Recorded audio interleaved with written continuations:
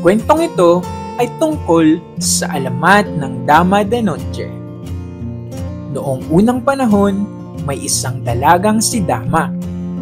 Siya ay maganda, ngunit mahiyain at madalas lamang lumalabas tuwing gabi.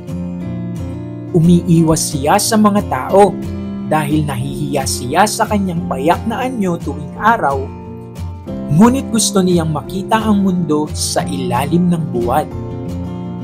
Napansin ng mga tao na tuwing gabi ay may mabangong halimuyak na dumadaloy sa hangin, kasabay ng kanyang paglabas. Isang gabi, bigla na lamang siyang naglaho at sa kanyang kinatatayuan ay tumubo ang isang halamang may bulaklak na bumubuka tuwing gabi. Tinawag itong Dama de Noche, bulaklak na nagbibigay bango sa dilim ng gabi. Ang alamat ng Dama de Noche ay nagtuturo na ang tunay na ganda ay lumilitaw kahit sa gitna ng dilim.